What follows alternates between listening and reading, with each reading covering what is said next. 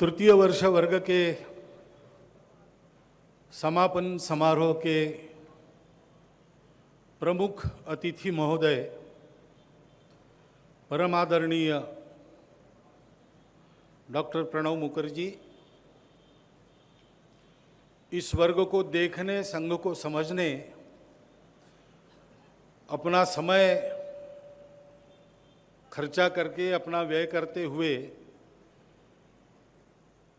हमारे ऊपर स्नेह रखकर यहाँ उपस्थित हुए सभी माननीय अतिथिगण, उपस्थित नागरिक सज्जन, माता भगिनी, मंच पर उपस्थित माननीय सर्वाधिकारी जी, विदर्भ प्रांत के और नागपुर महानगर के माननीय संघ चालक जी एवं आत्मीय स्वयंसेवक बंधु,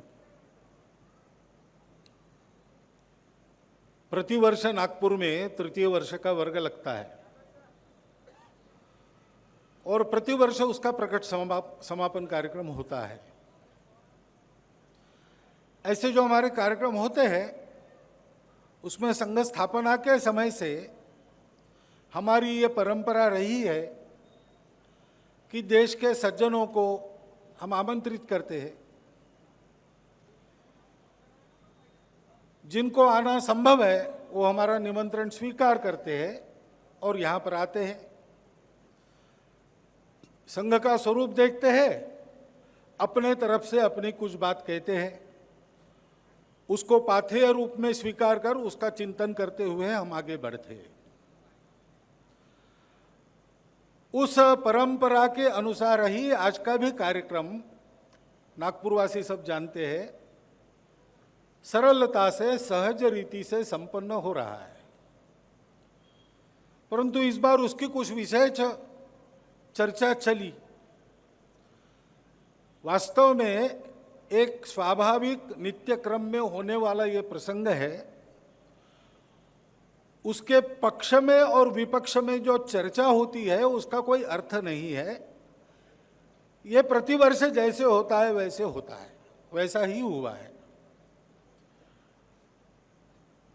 डॉक्टर प्रणव मुखर्जी साहब से हम परिचित हुए, सारा देश पहले से ही जानता है।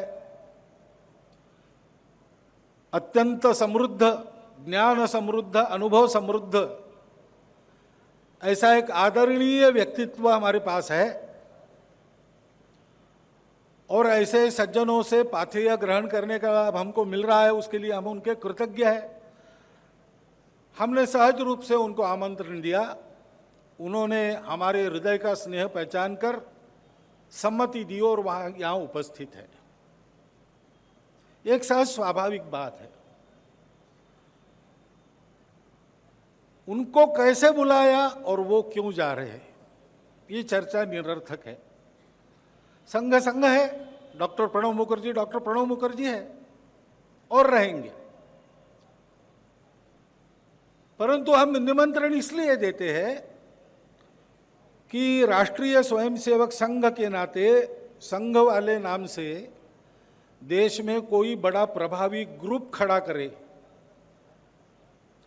जो देश के सारे क्रियाकलापों पर अपना स्वामित्व चलाए। इस आकांक्षा को लेकर संघ का काम नहीं चला है। हिंदू समाज में एक अलग प्रभावी संगठन खड़ा करने के लिए संघ नहीं है। संघ तो संपूर्ण समाज को संगठित करना चाहता है और इसलिए हमारे लिए कोई पराया नहीं है। और वास्तव में किसी भारतवासी के लिए दूसरा कोई भारतवासी पराया नहीं है। विविधता में एकता, ये अपने देश की हजारों वर्षों से परंपरा रही है। हम भारतवासी हैं या नहीं, क्या है?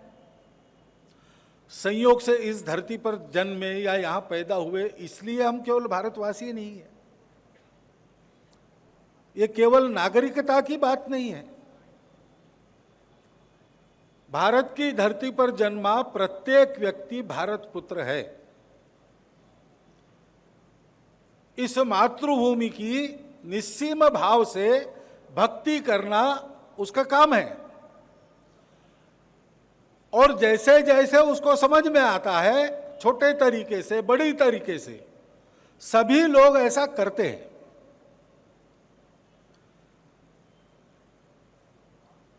इस भारत भूमि ने केवल हमको पोषण और आजीविका के लिए प्राकृतिक संसाधन नहीं दिए हैं, उसने हमको हमारा स्वभाव भी दिया है। सुजल सुफल मलयज शीतल मातृभूमि, और चारों ओर से प्राकृतिक दृष्टि से सुरक्षित। इसमें बाहर के लोगों का आना जाना बहुत कम हो सकता था और अंदर भरपूर समृद्धि थी। इसलिए जीवन जीने के लिए हमको किसी से लड़ना नहीं पड़ा। स्वाभाविक दृष्टि से हम इस मनोवृत्ति के बड़े बने कि सर्वत्र भरपूर है, हम उसका उपभोग कर रहे हैं, अपने जीवन को समृद्ध कर रहे हैं। कोई आता है तो ठीक है, तुम भी आ जाओ, तुम भी साथ रहो। भाषाओं की, पंथ संप्रदायों की विविधता तो पहले से है, अलग अलग प्रकार से प्रांत बनते हैं, रचनाएं बदलती रहती है। राजनीतिक मत प्रवाह, विचार प्रणालियां भी पहले से रही है।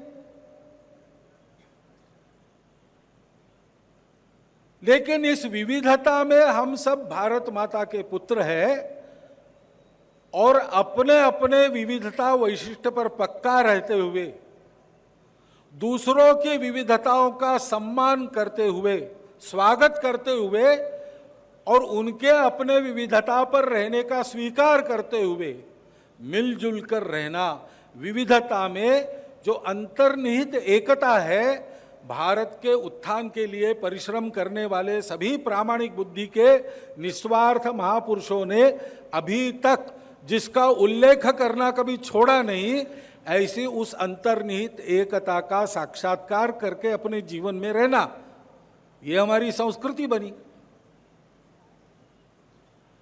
और उसी संस्कृति के अनुसार इस देश में जीवन बने और सारे विश्व के भेद और स्वार्थ मिटाकर, विश्व के कलह मिटाकर सुख शांतिपूर्ण संतुलित जीवन देने वाला प्राकृतिक धर्म उसको दिया जाए, इस प्रयोजन से इस राष्ट्र को अनेक महापुरुषों ने खड़ा किया, अपने प्राणों की बलि देकर सुरक्षित रखा, अपने पसीने को सींचकर बड़ा किया। उन सब महापुरुषों के, वे हमारे पूर्वज होने के कारण गौरव का स्थान अपने हृदय में हम रखते हैं और उनके आदर्शों का अनुसरण करने का अपने अपने हिसाब से प्रयास करते हैं। मतांतर हो ही जाते हैं, मत का प्रतिपादन करने का शास्त्रार्थ करते समय और विवाद भी करने पड़ते हैं, लेकिन इन सब बातों की एक मर्यादा रहती है। अंततोगत्वा हम सब लोग भारत माता के पुत्र है। मतांतर कुछ भी होंगे, हम अपने अपने मत के द्वारा ये मान कर चल रहे कि भारत का भाग्य हम बदल देंगे, हम उसको परम वैभव संपन्न बनाएंगे। एक ही गंतव्य के लिए अलग अलग रास्ते लेने वाले लोगों को अपने विशिष्टता विविधता को लेकर तो चलना चाहिए ही, उससे हमारा जनजीवन समृद्ध होता है। विविधता होना यह सुंदरता की बात है, समृद्धि की बात है, उसको स्वीकार करके तो हम चलते ही हैं। परंतु ये दिखने वाली विविधता एक ही एकता से उपजी है। उस भाव का भान रखकर हम सब एक है, इसका भी दर्शन समय समय पर होते रहना चाहिए। क्योंकि किसी राष्ट्र का भाग्य बनाने वाले समूह नहीं होते, व्यक्ति नहीं होते, विचार तत्वज्ञान नहीं होता, सरकारें नहीं होती। सरकारें बहुत कुछ कर सकती है, लेकिन सरकारें सब कुछ नहीं कर सकती।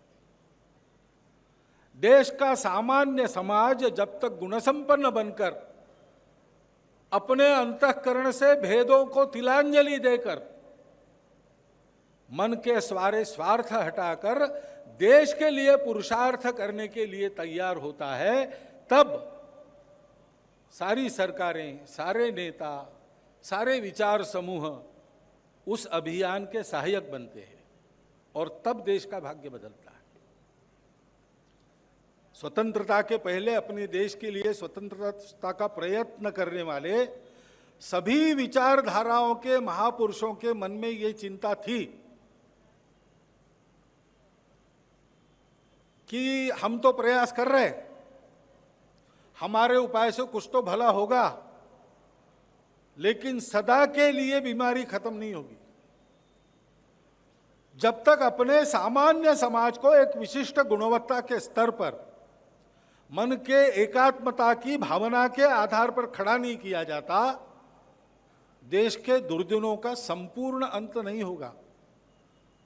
और हमने अपना काम चुन लिया है, हम उसमें व्यस्त है, लेकिन यह काम हुए बिना कोई काम पूर्ण नहीं होता। संघ के संस्थापक डॉक्टर हेडगेवार इन सभी कार्यों के सक्रिय कार्यकर्ता थे, क्योंकि उनके अपने जीवन में उनको अपने लिए करने की कोई इच्छा आकांक्षा नहीं थी। वो सब कार्यों में रहे। कांग्रेस के आंदोलनों में 2 बार कारावास भुगता, कांग्रेस के यहां पर कार्यकर्ता भी रहे। अग्रगण्य क्रांतिकारकों के साथ क्रांतिकारकों की योजना बनाई, उसके क्रियान्वयन में भाग लिया। समाज सुधार के काम में सुधारकों के साथ रहे। अपने धर्म संस्कृति के संरक्षण में संत महात्माओं के साथ भी रहे। और ये सारा करते समय उनका अपना चिंतन भी चला और इन महापुरुषों के अनुभव चिंतन का भी परामर्श उनको मिला। तो उन्होंने ये विचार किया, त्रैलोक्यनाथ चक्रवर्ती सुप्रसिद्ध क्रांतिकारक बंगाल के अनुशीलन समिति के सदस्य डॉक्टर हेडगेवार की जब जन्म शताब्दी हुई 1989 में, तो उस जन्म शताब्दी समिति का सदस्य बनने का अनुरोध करने के लिए वो दिल्ली में थे। उस समय दिल्ली में हमारे कार्यकर्ता उनसे मिले, तो उन्होंने कहा कि 1911 में डॉक्टर हेडगेवार कोलकाता में मेरे घर आए थे और तब की चर्चा में उन्होंने ये बात कही थी कि समाज को खड़ा किए बिना कोई भला काम सफल होना संभव नहीं लगता। और आगे उन्होंने कहा था कि लगता है कि ये काम मुझे ही करना पड़ेगा।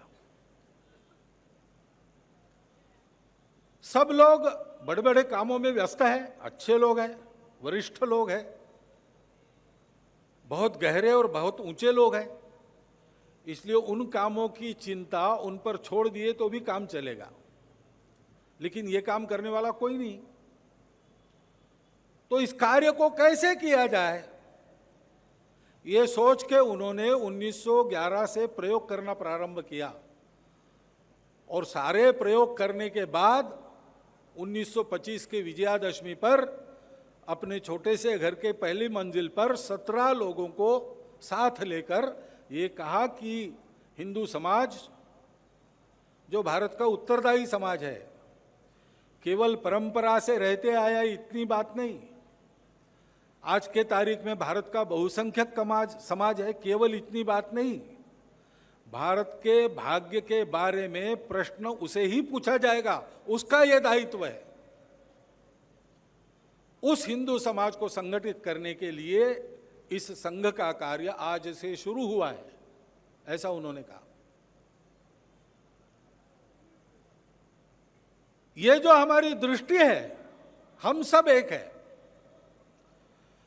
किसी किसी को एकदम समझ में आता है, किसी किसी को समझ में नहीं आता है, किसी किसी को समझ में आने के बाद भी उसको लगता है कि इनके साथ हो गए तो कुछ नुकसान होगा, मालूम होते हुए भी थोड़ा सा उल्टा ही चलेंगे, अलग ही चलेंगे।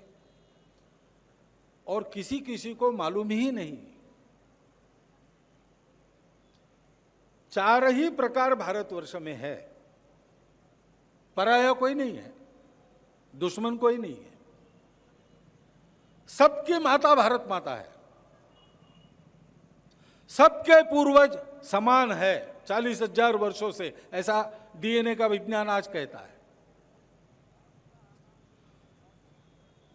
सबके जीवन के ऊपर भारतीय संस्कृति के प्रभाव स्पष्ट रूप से देखने को मिलते सर्वत्र। इस सत्य को हम स्वीकार करें, समझ लें, अपने संकुचित भेद छोड़कर सबकी विविधताओं का सम्मान करते हुए इस देश के राष्ट्रीयता के इस सनातन प्राचीन प्रवाह को बल देने वाला काम करते जाए। संघ ने यही विचार किया है। संघ सबको जोड़ने वाला संगठन है।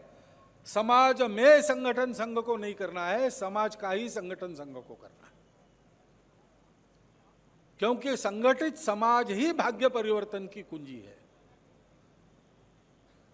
और इसे भाषण को समझकर, ऐसे पुस्तकों को पढ़कर संगठन होता नहीं, क्योंकि संगठन में एक विशिष्ट व्यवहार अपेक्षित है, सौहार्द का, सौमनस्य का, सबको समझ लेने का।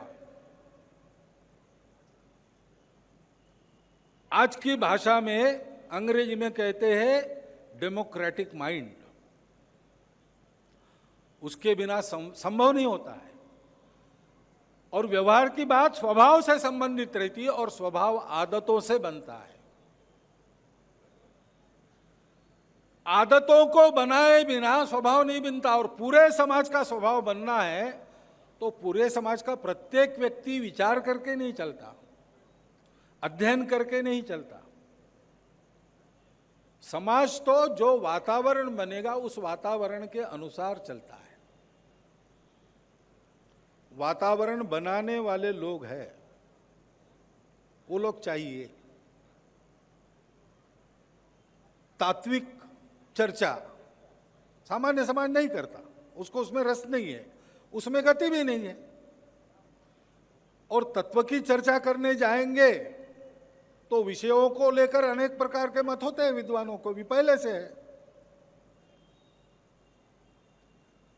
प्रत्येक ऋषि अलग अलग बात बताता है। कभी एक ही बात अलग भाषा में बताता है तो अनुयायी लोग उसको अलग ही मानकर चलते।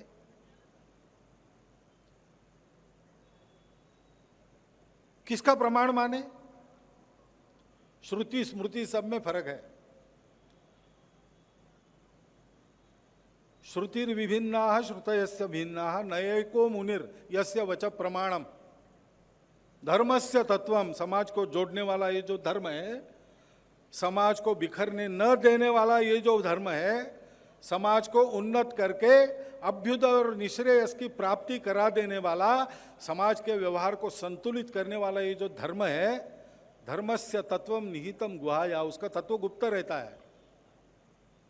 उसको पाने के लिए तपस्या करनी पड़ती है। सब लोग तपस्या नहीं करते, थोड़े लोग होते। सब लोग क्या करते हैं? महाजनो ये न गतस्स पंथा, समाज के श्रेष्ठ लोग जैसे चलते वैसे चलते हैं। यद्यदाचरति श्रेष्ठ तत्तदेवेतरो जना स यत् प्रमाणम कुरुते लोकस्तदनुवर्तते। अपने इस विशाल भूमि वाले, विशाल जनसंख्या वाले देश में प्रत्येक गांव में, प्रत्येक शहर के गली मोहल्ले में अपने आचरण से समाज हितैषी आचरण का वातावरण बनाने वाले कार्यकर्ताओं का समूह चाहिए। संघ का यही प्रयास है। विचार कुछ भी हो, देश के सामने विभिन्न जो विषय है, समस्याएं हैं, उनके हल के बारे में मत कुछ भी हो, विचारधारा कोई भी हो, जाति पाति प्रांत पक्ष पंथ भाषा कोई भी हो, लेकिन संपूर्ण समाज को, संपूर्ण राष्ट्र को अपना मानते हुए व्यापक दृष्टि से उसके हित के प्रकाश में मेरा व्यक्तिगत, पारिवारिक, सामाजिक और आजीविका में आचरण कैसा हो, इसका विचार करके अपने आचरण का उदाहरण अपने आसपास प्रस्तुत करने वाला व्यक्ति वो वातावरण बनाता है। वो महापुरुष नहीं होता, वो सब में एक होता है। महापुरुषों के आदर्शों की समाज पूजा करता है, उत्सव करता है, जयंती पुण्यतिथि मनाता है, लेकिन अनुकरण तो उसका करता है जो उसके आसपास पड़ोस में रहने वाला, उसके जैसा, लेकिन थोड़ा सा प्रमुख। ऐसे उदाहरण अपने जीवन से उपस्थित करने वाले कार्यकर्ता चाहिए। आदर्श हमारे पास भरपूर है, कमी नहीं है, सुविचार की कमी नहीं है, श्रेष्ठतम तत्वज्ञान हमारे पास है, परंतु व्यवहार के बारे में हम निकृष्ट थे। अब हम कैसे कह सकते हैं कि थोड़ा सा सुधार हुआ है, लेकिन अभी तक जितनी मात्रा में व्यवहार चाहिए वैसा नहीं है। और वो तब बनता है जब सब प्रकार की परिस्थिति में उस व्यवहार पर अड़कर वैसा व्यवहार करने वाले समाज में से ही, समाज के जैसे ही, परंतु अपने चारित्र्य से, शील से विशिष्टता रखने वाले लोग खड़े होते हैं। ऐसे लोग देश भर में खड़े करने का प्रयास राष्ट्रीय स्वयंसेवक संघ का है, क्योंकि सारे समाज के एक विशिष्ट दृष्टि से चलने की आवश्यकता है। कार्य कोई भी संपन्न होता है तो शक्ति के आधार पर संपन्न होता है। किसी भी कार्य को करने के लिए शक्ति चाहिए, ये जीवन का नियम है, विज्ञान सिद्ध नियम है। और शक्ति संगठन में होती है, सबने मिलकर काम करने में होती है। और शक्ति को अगर शील का आधार नहीं रहा तो वह शक्ति दानवी शक्ति बनती है। अच्छी बातों का उपयोग बुरे कामों में होता है। विद्या विवादाय धनम मदाय शक्ति परेशान परपीड़नाय। विद्या प्राप्त लोग विवाद में समय गवाते हैं, सहमति नहीं बनाते। विद्या के आधार पर सहमति बननी चाहिए, लेकिन विवाद चलते हैं। धनपति लोग धन के मद में चूर हो जाते हैं, धन का वो उपयोग नहीं है।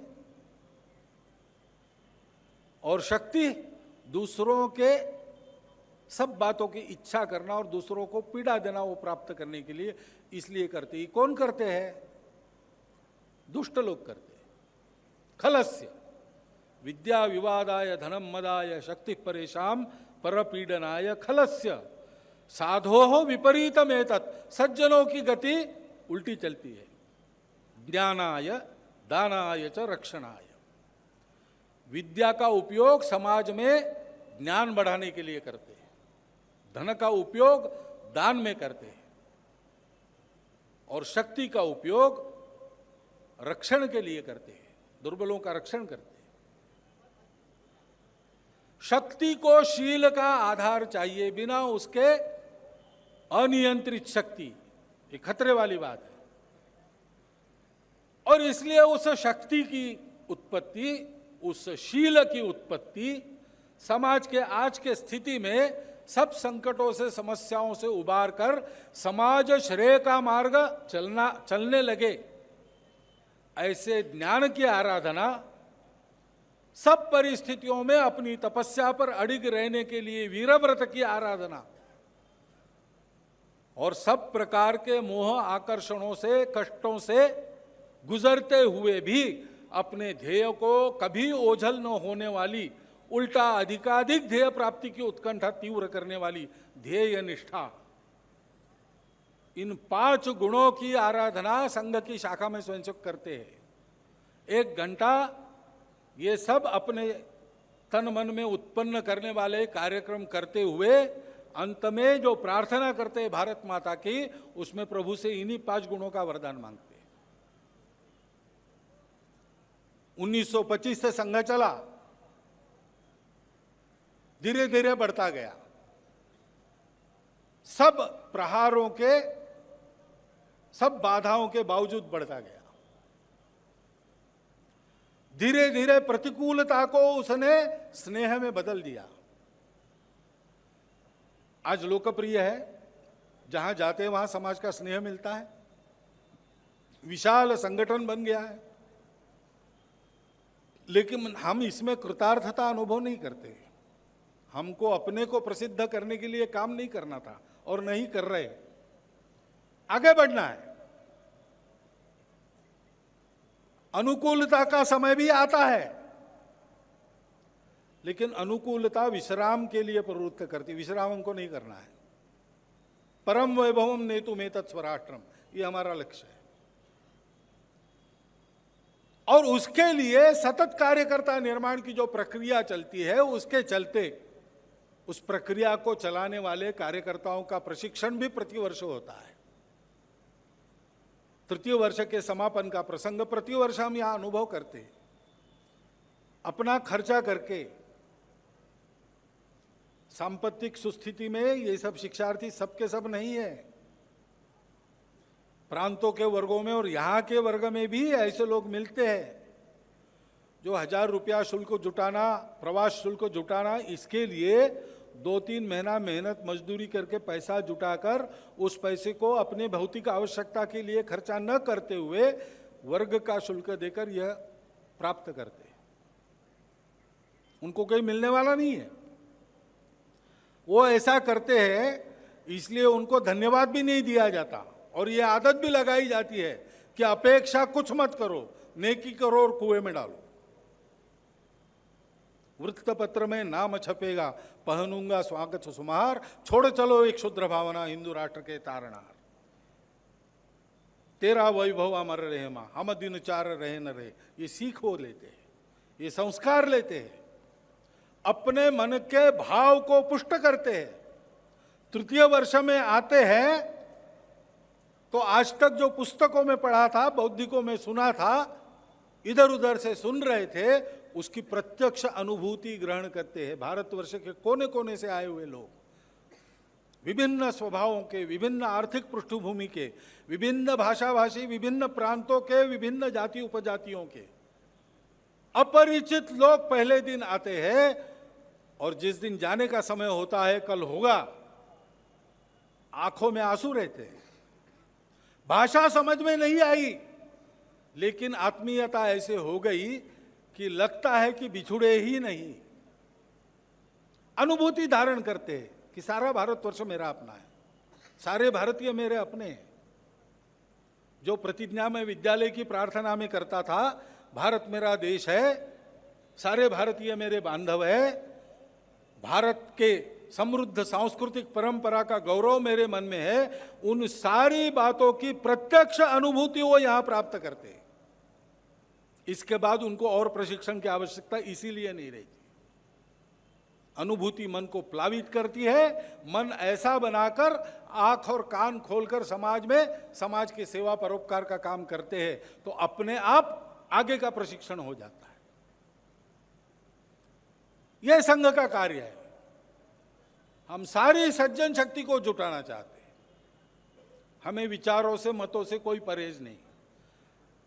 गंतव्य एक हो, परम वैभव संपन्न भारत, विश्व गुरु भारत, उसकी दुनिया को आवश्यकता है। दूसरा कोई आज के दुनिया के और समस्याओं को हल करने वाला उत्तर नहीं दे सकेगा। भारतवर्ष को देना है, बोल के नहीं देना है, अपना जीवन वैसा प्रस्थापित करके देना है। उस जीवन को स्थापित करने के लिए लायक भारतीयों का भारत, उसके स्वत्व के आधार पर पक्का खड़ा, अपने स्वत्व की पक्की पहचान जिसके मन में है, उसके बारे में जो स्पष्ट है, उसके बारे में जो निर्भय है, संकोची नहीं है, ऐसा समाज इस देश में हम खड़ा करना चाहते। ऐसा समाज ही विश्व की और भारत की और हमारी आपके दैनिक जीवन की सब समस्याओं का पूर्ण उत्तर है। उसको हम सबको खड़ा करना है। संघ का काम केवल संघ का काम नहीं है, ये तो हम सबके लिए है। इसको देखने के लिए अनेक विचारों के महापुरुष आ चुके हैं, आते रहते हैं। मैं उसका विवरण नहीं दूंगा, आपको पता है। और इस प्रसंग के निमित्त ऐसा बहुत आया भी है। आते हैं, देखते हैं, उनसे हम पाथेय ग्रहण करते हैं, उनकी सूचनाएं, उसका विचार करते हैं। हमने जो पथ तय किया है, हमने जो कार्यक्रम तय किया है, हमने जो गंतव्य तय किया है, उसमें उसकी जो मदद होती है उसका विचार करते, उनको स्वीकार करते। आपस में सद्भावना रखकर समाज सब एक दूसरे का सम्मान करके चले। परस्परम भावयंतम, हम अपने अपने पथ से प्रामाणिकता से चले, तो प्रामाणिक लोगों में मत आड़े नहीं आते, प्रामाणिक लोगों में कुछ बात आड़े नहीं आती, जो सही है उस पर सब चलते। उनके मतों की आपस की चर्चा एक सुंदर संवाद बनता है, जैसे अपने उपनिषदों के संवाद है। तरह तरह के मत है, सबका प्रतिपादन है, उसमें से एक सहमति निकल कर आती है। पढ़ने के लिए, चिंतन के लिए और जीवन में उतारने के लिए भी अच्छा लगता है, क्योंकि सत्य है। उस सत्य पथ पर चले हम सब, ऐसा हमारा संस्कार हो, ऐसी हमारी आदत हो, ऐसी हमारी बुद्धि हो। ऐसा समाज उपदेश से नहीं, अपने स्वयं के जीवन से उदाहरण करने वाले कार्यकर्ता संघ तैयार करता है। ये हम सबके लिए, हम सबका काम है। और इसलिए मैं आपको आह्वान करता हूं कि इस कार्य को प्रत्यक्ष देखिए। जो कुछ मैंने अभी तक कहा वो वास्तव में है कि नहीं, इसका पड़ताल कीजिए। और आपको लगा कि ऐसा है तो ये सर्वहित का कार्य है, इसमें आप भी सहभागी होइए। संघ को परखे, अंदर से परखे। आना जाना अपने मर्जी की बात है, यहां पर मन मर्जी का काम है। सब आ सकते हैं, सब परख सकते हैं और परख कर अपना भाव बना सकते हैं। जैसा बनेगा वो बनेगा, हमको उसकी चिंता नहीं। हम क्या है हम जानते हैं, हम जो है वैसे दिखते हैं, हम जो है वही हम करते हैं। सबके प्रति सद्भाव रखकर, किसी का विरोध मन में न रखकर हम अपने पथ पर दृढ़तापूर्वक आगे चल रहे हैं। लेकिन ये केवल हम करेंगे तो नहीं होगा, पूरे समाज का ये काम है। सारे समाज को इस मार्ग को परखना चाहिए और अगर ठीक लगता है तो इसके सहयोगी बनना चाहिए। एक आह्वान मैं आपके सामने रखता हूं और मेरी बात समाप्त करते हुए आदरणीय डॉक्टर प्रणब मुखर्जी को अनुरोध करता हूं कि अपना पाथेय हम सब लोगों को प्रदान करें। वो अंग्रेजी भाषा में बोलेंगे, कान देकर सुनिए तो समझ में भी आएगा।